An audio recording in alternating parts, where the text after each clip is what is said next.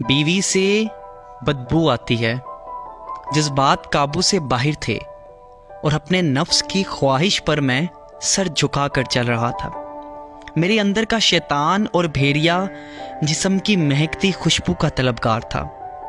کسی دوشیزہ کے جسم سے میں اپنے جسم کی پیاس بجھانے کے لیے تڑپ رہا تھا۔ گھر میں بیٹھی میرے نکاح میں پابند ایک عورت میری منتظر تھی، لیکن مجھے اس کے جسم سے نفرت ہو گئی۔ میں راستے میں کسی جسم کی خاطر در بدر بھٹک رہا تھا اور میرے پاس میری آج کی دہاڑی سے حاصل ہونے والی وہ رقم موجود تھی جس سے میرے گھر کا کچن چل سکتا تھا۔ لیکن میں سوچ رہا تھا کہ اگر آج میں بھوکا اور خالی پیٹ سو سکتا ہوں تو میرے بیوی اور بچے بھی سو سکتے ہیں۔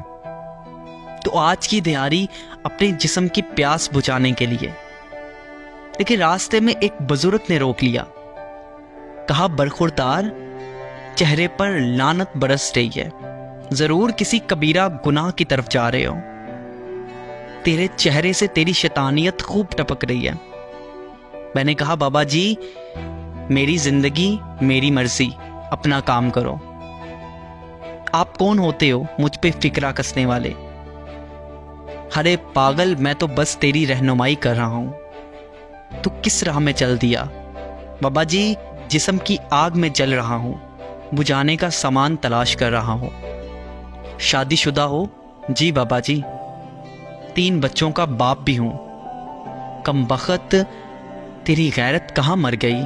بابا جی، مجھے اپنی بیوی سے بدبو آتی ہے، گھن ہوتی ہے، عجیب سی نفرت پیدا ہوتی ہے اس کا بجھا بجھا سا چہرہ دیکھ کر اور تھکا تھکا سا جسم دیکھ کر میرے جذبات مر جاتے ہیں۔ بابا جی کندھے پہ ہاتھ رکھ کے کہنے لگے، تیرے جیسے مردوں کو حلال میں بو آتی ہے اور حرام میں خوشبو۔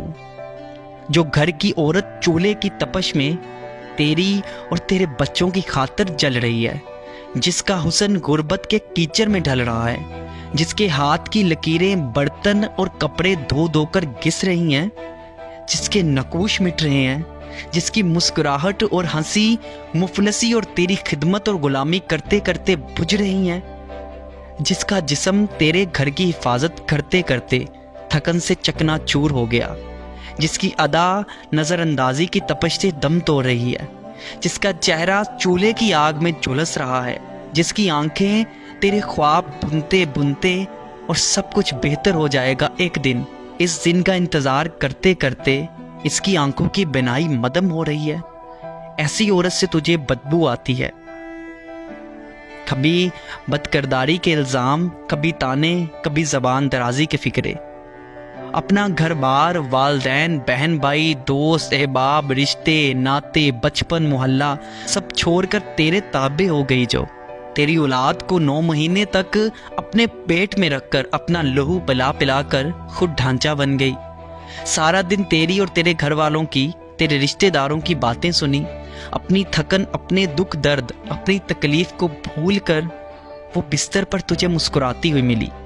کبھی اس کی مسکراہٹ کو نچوڑ کے دیکھ، تجھے آنسو ملیں گے اور تجھے ایسی عورت سے بدبو آتی ہے۔ تجھے حرام کی لذت نے اندھا کر دیا، تیرے کان اس کی چیخ نہیں سن سکتے، تیری آنکھ اس کے خواب پڑھنے کے قابل نہیں ہے، تیرا ناک اس کے جسم سے آتی حلال رشتے کی خوشبو محسوس ہی نہیں کر سکتا۔ لا علاج تو ہے، جا کر صدقہ کر اور خدا سے اپنی ہدایت کی دعا مانگ، اور آج ان پیسوں سے خوشبو لے کر جا، اپنی بیوی کو لگا، پھر تیری بیوی سے بھی خوشبو آئے گی۔